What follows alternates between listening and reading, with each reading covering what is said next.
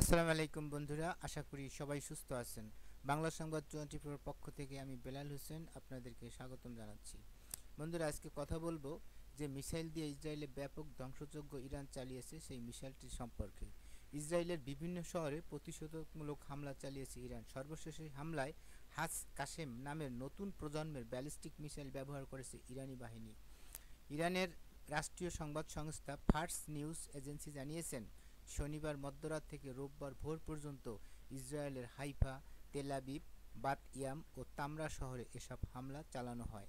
আন্তর্জাতিক সংবাদ মাধ্যমগুলোর বরাতে জানা গেছে, হামলায় অন্তত 10 জন নিহত এবং 200 জনের বেশি মানুষ আহত হয়েছেন। ধ্বংসস্তূপের নিচে আটকা পড়ায় আরও অন্তত 35 জন নিখোঁজ রয়েছেন বলে ধারণা করা হচ্ছে। ইরানি ক্ষেপণাস্ত্রের আঘাতে এসব শহরের বহু ভবন গুঁড়িয়ে গেছে। ফার্স নিউজ জানিয়েছেন, এসব হামলায় ব্যবহার করা হয়েছে সদ্য উন্মোচিত হাস Kashem guided ballistic missile.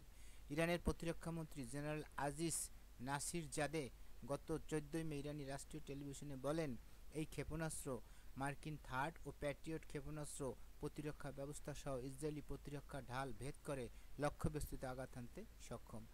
Tasnim নিউজের বরাতে জানা যায়, হাস কাশেম একটি কঠিন জ্বালানি চালিত 1200 কিলোমিটার পাল্লার দ্রুতগতির মিসাইল। এতে উন্নত নেভিগেশন সিস্টেম এবং কৌশলগত ওয়ারহেড রয়েছে। এটি ইলেকট্রনিক্স যুদ্ধজাহাজের বিরুদ্ধেও প্রতিরোধ গড়ে তুলতে পারে এবং নির্ভুলভাবে লক্ষ্যবস্তুতে আঘাত হানতে সক্ষম। এই ক্ষেপণাস্ত্রের নামকরণ করা হয়েছে কুদস বাহিনীর সাবেক কমান্ডার শহীদ কাসেম সুলাইমানির নামে, যিনি 2020 সালের ইরাকে মার্কিন ড্রোন হামলায় নিহত হন। হামলার ঘটনায় ইসরায়েলের পক্ষ থেকে এখনও বিস্তারিত প্রতিক্রিয়া জানানো হয়নি, তবে পরিস্থিতি পর্যবেক্ষণ করছে জাতিসংঘ ও যুক্তরাষ্ট্র সহ অন্যান্য দেশ। বন্ধুরা, আজকের ভিডিও এই পর্যন্তই।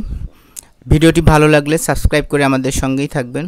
পরবর্তীতে আবার নতুন ভিডিও নিয়ে আপনাদের সাথে কথা হবে। সে পর্যন্ত সবাই ভালো থাকবেন, সুস্থ থাকবেন এবং বাংলাদেশকে ভালোবাসবেন। আল্লাহ হাফেজ।